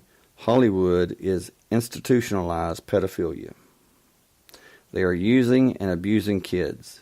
They churn through a huge amount of kids every year. Their spiritual beliefs, if you can call them that, direct them to harvest the energy of the kids. They feast on this stuff and they thrive on it. And then he goes into what I'm not going to read that here, but it is horrible. And this is Hollywood. This is Hollywood today. And like I said, Elijah Wood, Corey Feldman? So, yeah, Randy, the Corey's talked about it. Yeah, absolutely. And Corey Haim, dead. Some people say that River Phoenix was one that was going to talk about it. He's dead. And then, let's see, Heath Ledger. I'm not sure about Heath Ledger, but there's been many that were going to talk about it, or that were beginning to talk about it, and they're dead. Absolutely, Georgia. If they didn't kill him, then I think that's why he killed himself. Now, there was something that I read talking about this little girl back in the 80s. Said that she was brought to this Hollywood party and drugged or whatever, and that she was beautiful, just absolutely beautiful little girl. She had white hair, that her hair was so blonde that it was white, and big blue eyes, just very, very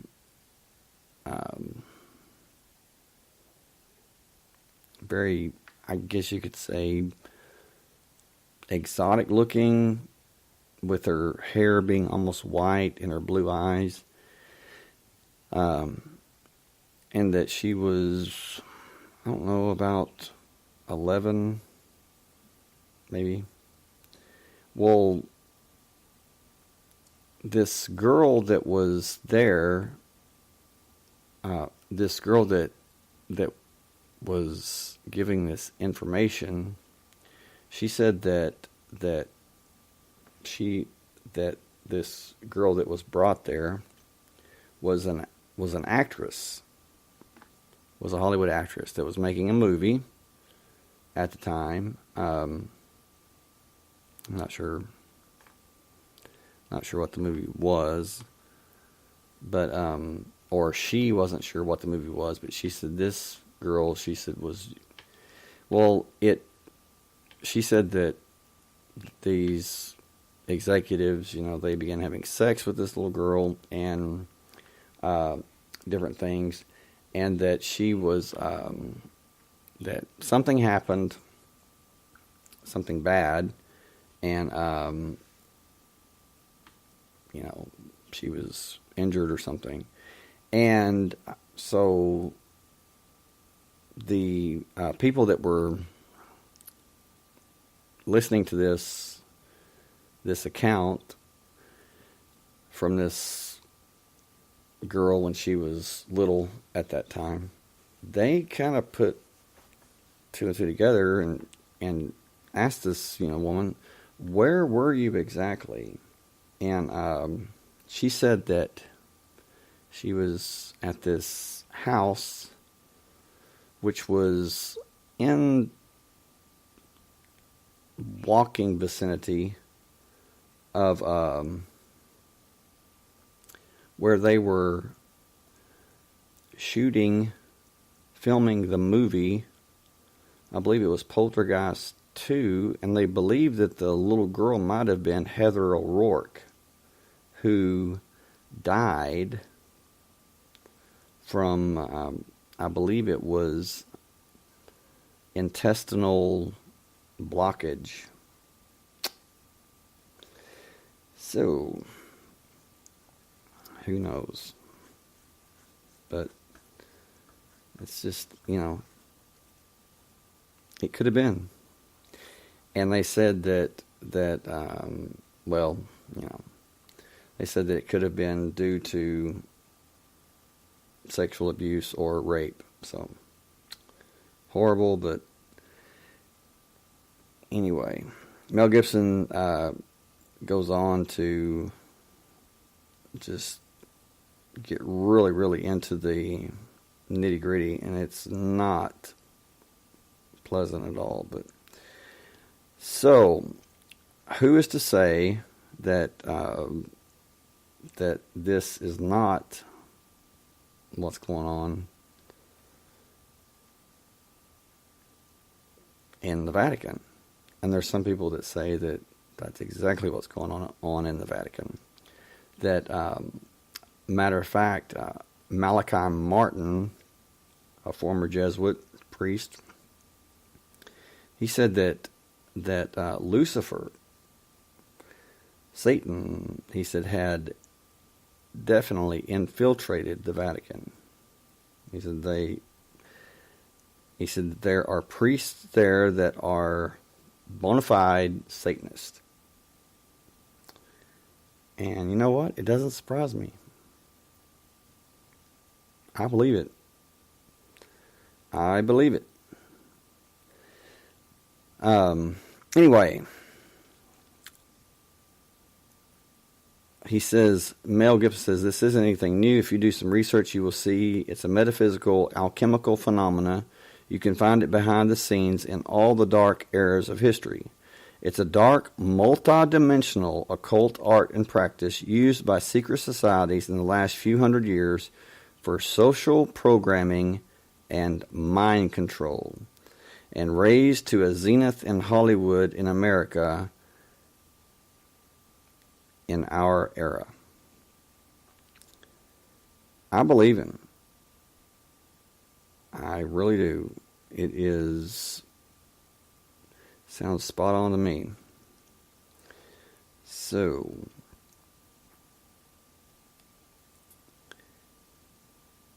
okay.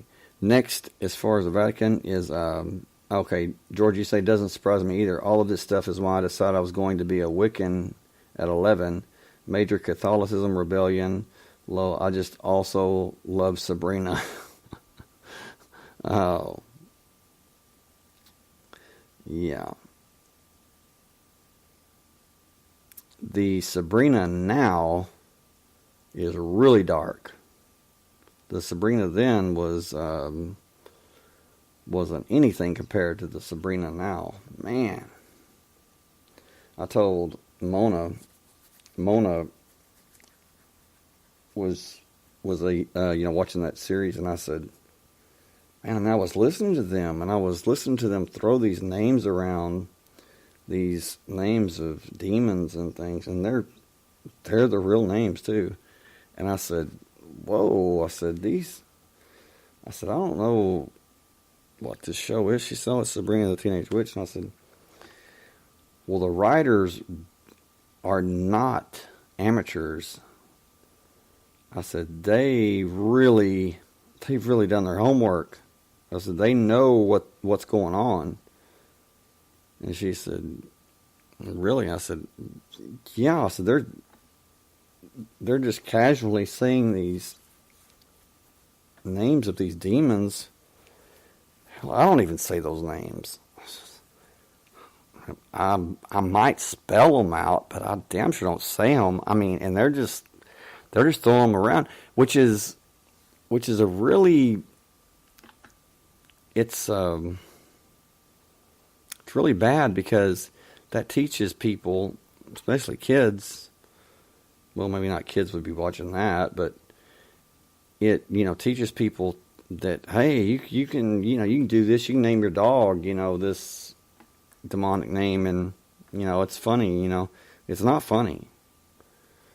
It's not funny at all.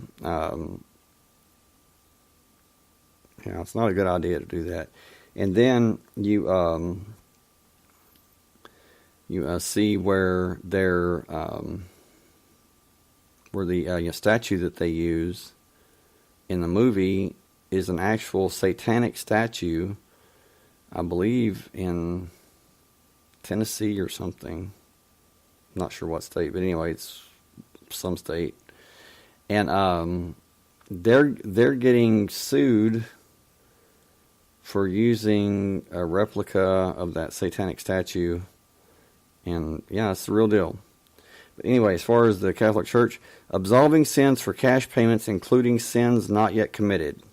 That's what I've talked about. Indulgences. If one bit of Catholic Church history got drilled into your mind in high school, there's a good chance it was the selling of indulgences and Martin Luther's Reformation. Now synonymous with money grubbing, the idea of an indulgence isn't so bad in theory, according to church doctrine. An indulgence is a remission before God of the temporal punishment due to sins whose guilt has already been forgiven, which the faithful Christian who is duly disposed gains under certain defined conditions through the church's help when, as a minister of redemption, she dispenses and applies with authority the treasury of the satisfactions won by Christ and the saints. Bullshit. I'm sorry. That is so sickening. And I'm just going to tell it like it is. I would never have anything to do with any organization that would pump out some kind of bullshit like this. I mean, I'm just calling it what it is. It is bullshit. I mean, really? All these words and descriptions about the faithful Christian, come on. Who is duly disposed, gains under certain defined conditions. Yeah. What are those conditions there, Mr. Pope? Money. Oh, yeah. Money. Okay. Makes sense. All right. So, And then Georgia, you say, whoa, just waiting for the next generation of disillusioned Catholic schoolgirls. Yep. Scary, isn't it? This says, a little wordy but potentially inoffensive. In the 16th century, however, indulgences got out of hand. Pope Leo X had expensive taste and wasn't above using shady means to satisfy it. Really? Seems like Jesus said, the Son of Man has no place to lay his head. But Pope Leo had expensive taste and wasn't above using shady means to satisfy it. Indulgences were peddled as pay a certain amount to absolve you, pay X to absolve you of Y. Basically, money gets you into heaven. To give some indication of how crazy things got, Dominican friar John Testel was named Grand Commissioner of Indulgences in Germany, so overseeing indulgence was his only job, where he sold absolution for future sins. So, hey, give us some gold. It's all good if you kill that dude next week. And that's literally how it was. If you were poor and ignorant, as most people were in the period probably were, you basically just believed you were hopelessly lost, and you did your best to prepare for an eternity spent frolicking in the torments of hell. Why? Because that's where the church assured you that you were going to be. Why? Because you weren't giving them anything. You weren't doing anything for them. And if they couldn't use you in some way, and if you weren't giving them anything, any money, you were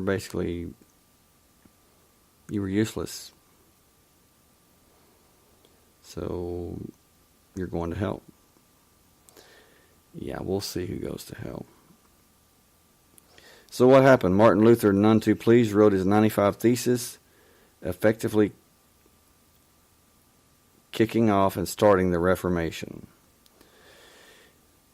Okay, this next one, orchestrating the fall of the Knights Templar to appease a broke king.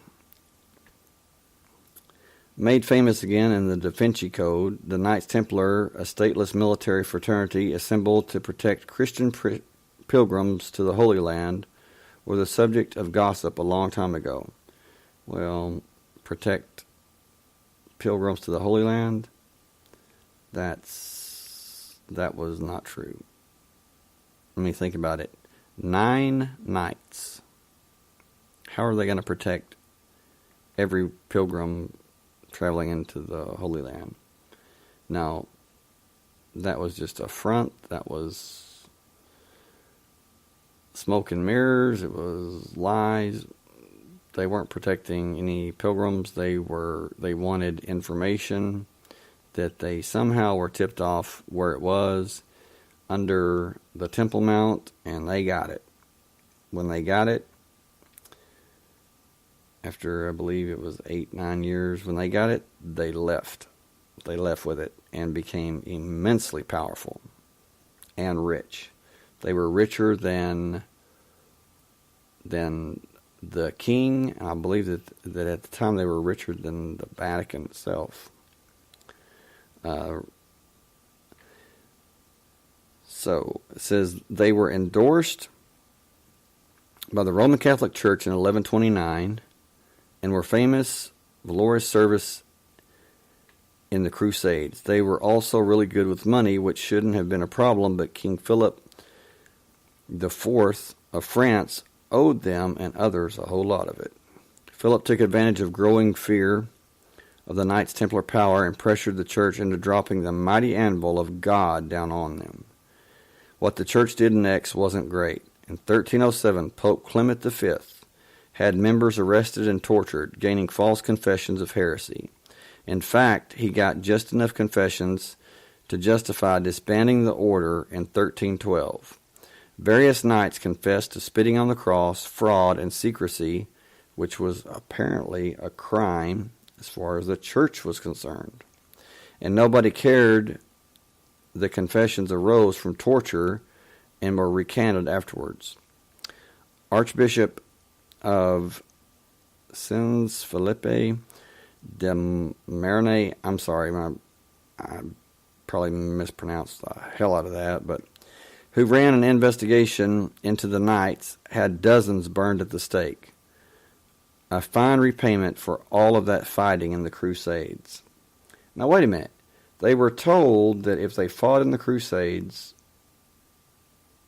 they would go to heaven, right?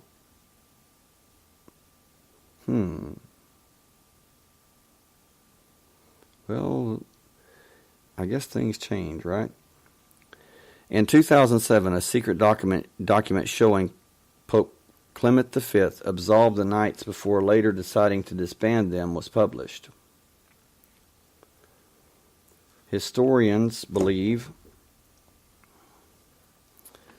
this document provides essential proof that the church caved under King Philip's pressure. Good news for the knights' integrity, bad news for the churches. And then, this is insane. Burning someone 43 years after he passed because he upset some important Catholics. As if having your enemies killed wasn't enough, Catholics got to burn corpses too. What gives? Trying to outdo what the Romans did to Jesus? John Wycliffe, 1320 to 1384, famous English theologian and vocal critic of the church, was a forerunner of the Reformation. Among his many criticisms was a belief that the church should give up its worldly possessions. As you can imagine, not an idea the church was happy to have spread around. Wycliffe also promoted and worked on the first English translation of the Bible, hoping to give people direct access to the Word of God. Again, not a fun idea for the church which liked its monopoly on power.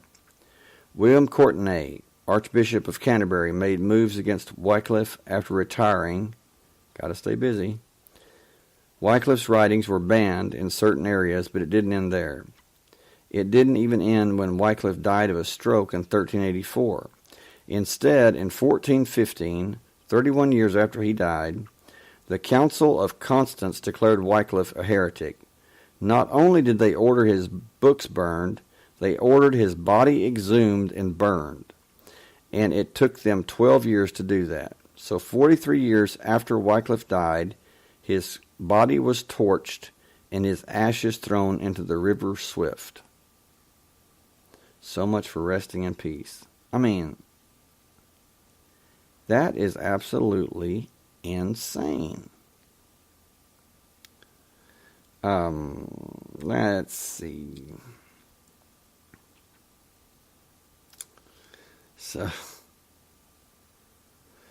and that's not even a half of it. I mean, it's completely crazy.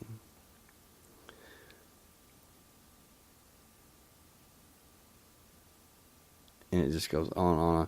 But as of right now, we'll just stop there because there's many more.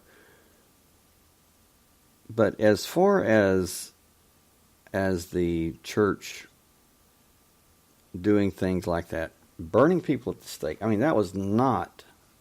It's not like, lethal injection. It's not like a firing squad where you're, boom, you're dead, I mean, this was drawn out. This was drawn out. This was horrible. And it was public. Why? Well, make an example where everybody can see it. Everybody can see what happens when you speak out against the church. And that is nothing more than mind control, manipulation, fear-based manipulation, fear-based control, mind control. And that's the tip of the iceberg. It goes much, much deeper. And so I'm saying that the leadership of the Vatican, the Roman Catholic Church, and it is anything but of Christ. They put on a good act, or a semi-good act. They say it, but by their actions they deny it.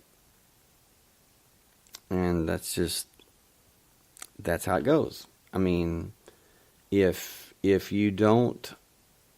your actions don't follow your words, then you're not in line. You're making an error. If I don't do what I say, then don't follow me. Don't listen to me. I'll be the first one to say that.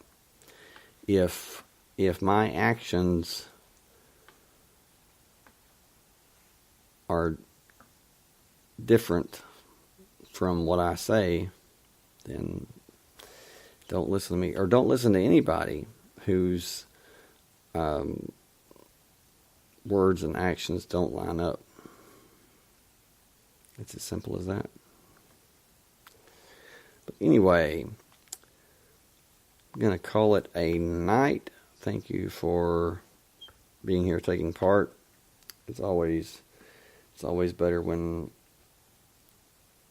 people are here and take part.